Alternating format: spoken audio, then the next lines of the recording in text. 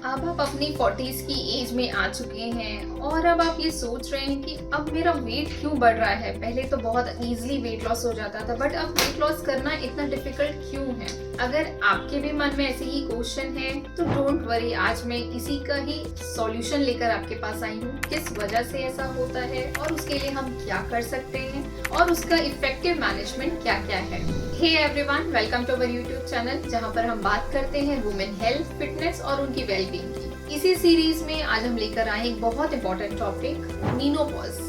अब क्योंकि हम मीनोपॉजल सीरीज स्टार्ट कर रहे हैं तो इसके पहले हमने बनाया हुआ है कि मीनोपॉज क्या होता है, इस समय बॉडी में क्या क्या चेंजेस होते हैं, तो आप उसका लिंक डिस्क्रिप्शन में दे देंगे, तो आप उसे जरूर चेकआउट करिए। तो आज मैं बात करूंगी कि 40s के बाद वेट लॉस करना इतना डिफिकल्ट क्यों होता है, या बॉडी में ऐसे कौन कौन से चेंजेस होते हैं जिससे कि आप फील करेंगे कि पहले मेरा वेट इतना था और इतने सालों से इतने पे ही मेंटेन था, लेकिन अब सडनली वेट में इतना फ्लक्चुएशन क्यों आ गया। मैं कितनी भी एक्सरसाइज कर रही हूँ, मैं कितनी भी डाइटिंग कर रही हूँ, लेकिन मेरा वेट नहीं जा रहा। ये एक बहुत कॉमन कंसर्न है, स्पेशली उन सभी फीमेल्स का जो अपनी 40s में इंटर कर रहे हैं। तो ये जो सिम्टम है ये होता है प्री मीनोपॉजल फेज में, और प्री मीनोपॉजल फेज के बाद होता है मीनोपॉजल फेज, जहाँ पर आपकी ब्लीडिंग जो है वो कम्प्लीटली बंद हो जाती है। तो ये एक ऐसा टाइम होता है जहाँ पर फीमेल की लाइफ में एक ड्रास्टिक चेंज आता है, क्योंकि इस समय आपकी मेंस्ट्रुअल साइकिल बंद हो गई है। जो हार्मोन्स आपकी मेंस्ट्रुअल साइकिल को बैलेंस करते हैं वो बिल्कुल बॉडी से जा चुके हैं।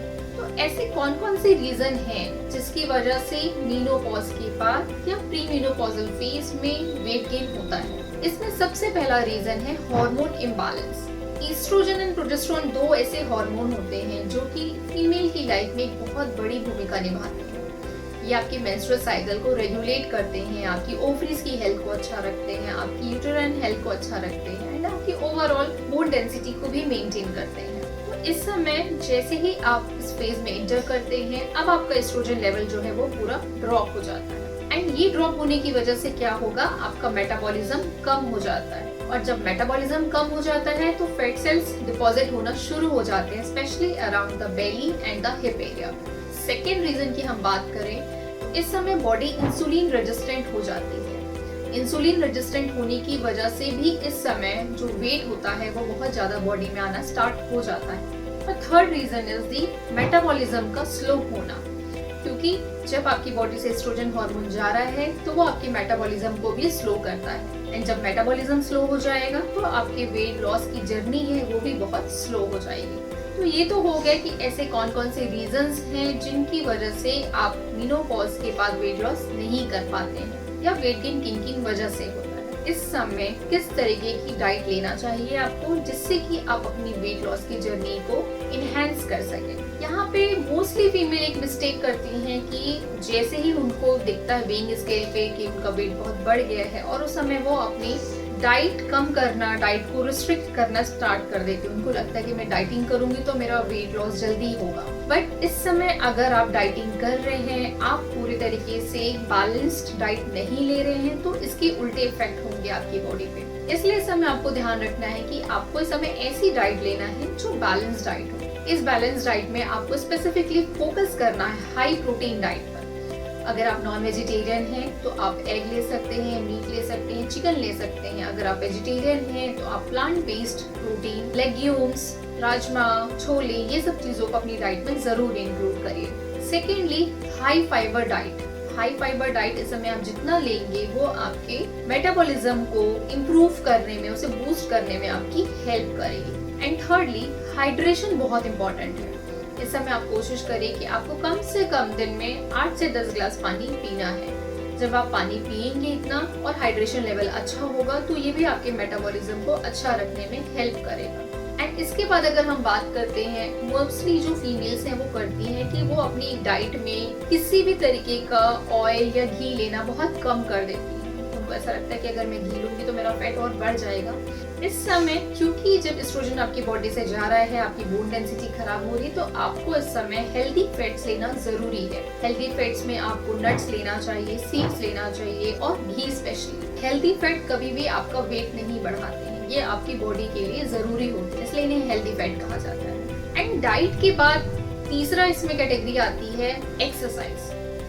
इस समय आपको वेट लॉस करने के लिए किसी भी तरीके के aerobics, high intense exercises, jumping, ये सब में नहीं जाना चाहिए, क्योंकि ये आपकी बोन को और ज्यादा खराब करेगा और आपको अर्ली जॉइंट पेन होना स्टार्ट हो जाएंगे। इसलिए इस समय आपको जो एक्सरसाइजेस में फोकस करना है वो सबसे इम्पोर्टेंट चीज है, पहला स्ट्रेंथ ट्रेनिंग।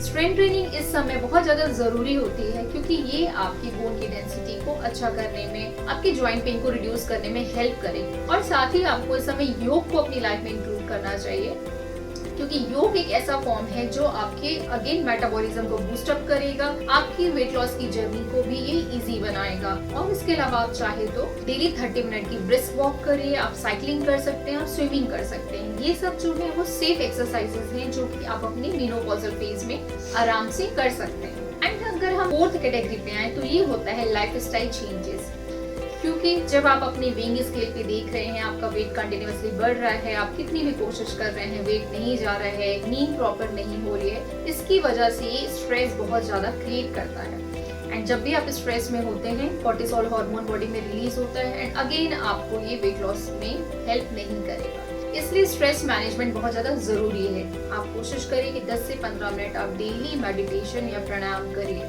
आप हमें जरूर बताइएगा कि आप अपने मेनोपॉजल फेज में किन किन वजह से परेशान हैं और ऐसे कौन कौन से आपने अपने अंदर अब चेंजेस देखे हैं जिसकी वजह से आपकी वेट लॉस की जो जर्नी है वो बहुत डिफिकल्ट हो गई है। तो आप हमें कमेंट करके जरूर बताइएगा।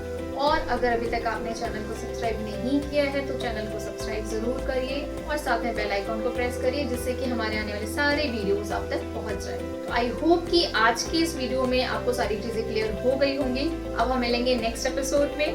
Till then be happy, be healthy and stay